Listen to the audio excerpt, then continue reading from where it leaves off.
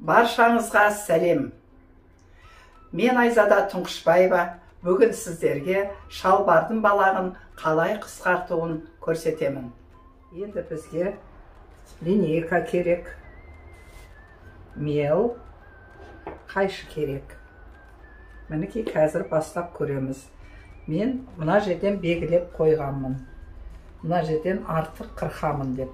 Міне енді осыны линейкамызды қойып, былай сызып аламыз. Міне осы линейканың жалпақтығы мінекей жетеді. Енді осыны астына да белгілеп аламыз.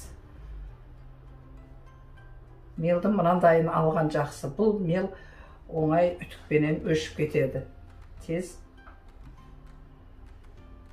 Мінекей қойып аламыз. Енді осылай сызып аламыз. Бұл шетінде, бұл шетінде. Болмаса бұлай қойып, ұрып түсіруге де болады. Мына жаққа түсті ол. Оны да сызып алған жақсы мұқияттап.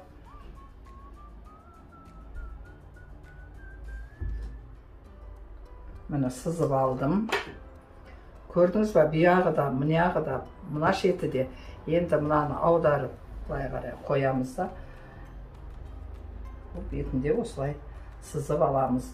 Бұл біздің тіккенде түзу тігілу үшін.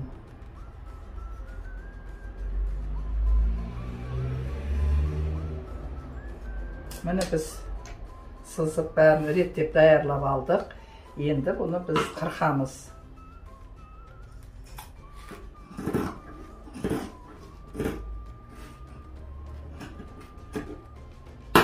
Біз қырқып алдық. Қазір бұны тігу барысын бастаймыз. Тікпей тұрып біз мына жерде мынандай шоқтары болады. Бұны қайтарғанда бізге қалыңдау болып кетеді. Сол үшін біз бұны тағы да былай қырқып аламыз. Мінекей. Осылай қырқып тастаймыз. Мына бетінде тура солай мінекей деп қырқып алып тастаймыз. Сонда бізден бұны бұлай қайтарғанымызда міне жер жұқалау болады. Мұнаман біз жаңа белгілеген тігісімізбен қайтара саламыз. Оны көктеп алуға болады. Мінекей бұлай қойып, мына сызықпанан көктеп шығамыз бұны бүйтіп. Міне точно осы сызықпанан.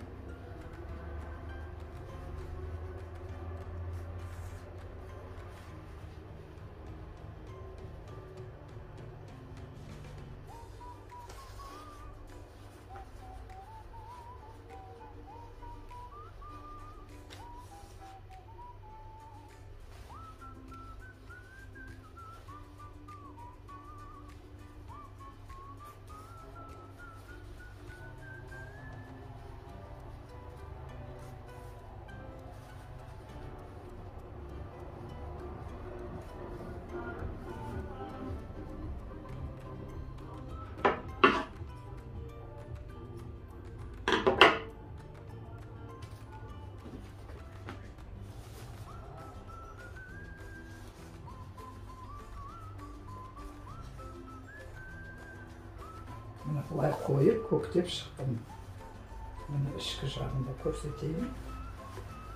Енді үш рет айландырып тігеміз.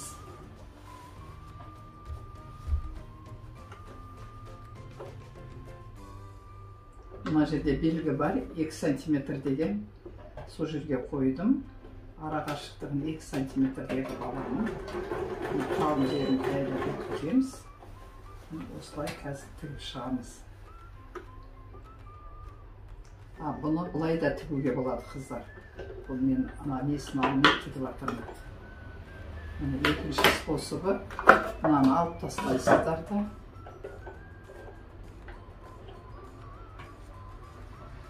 Міне алып тастап, мынаны осының арасына кіргізіп алып тігуге болады, егер сиса.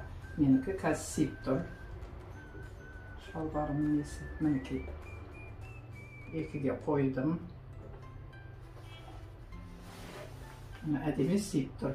Енді қазір біз осы жерден тігіп шығамыз жайлап.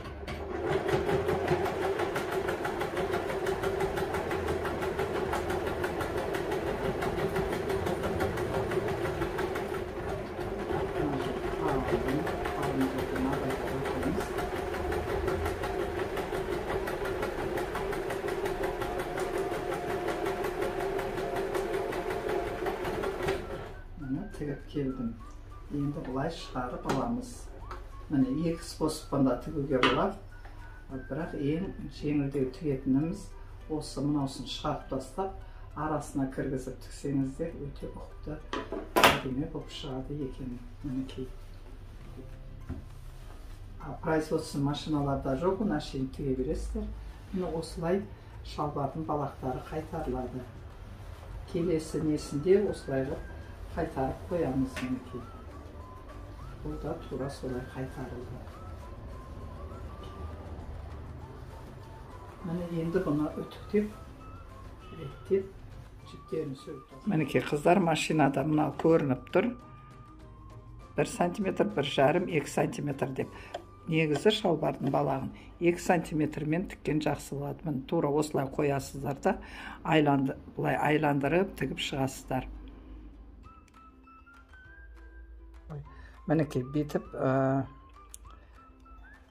паутинканы оверлоктап аламыз да, мынаяқта сызылып қойған, осы сызып қойған жерден үтіктей салуға болады. Қазір үтіктегенін көрсетемін. Паутинканы бетіп айландырып, или тігіп аласың, или оверлоктап аласыз. Мінекей қазір ішіне қарай бүктеп жіберіп, оны үтіктей салады. Мінекей әдемілеп қойып алады. Үтікпенен басып жіберсе, клей жабысып қалады. Сөйтіп, екі тігістің қасынан бұны іліп қоя саламыз. Бұл классический шалбар. Бұны бет сызып аламыз да, бұны машинамен қайтара саламыз. Мінекей бұлай, мына 2 сантиметр деген мына сызық тұр. Сол жерден бұлай бетіп машинамен тігіп шыға саламыз. Мінекей шалбарымыздың балағы да бітті. Сіздерге ұнаса лайк басып, подписаться етіп, колокольчикті басып отырсаңыздар, сіздерге жиі көрініп отырамын. Комментарияға жазып отырыңыздар. Келесі түсірілімде сіздерге өте керемет сәнді орамалды көрсетемін.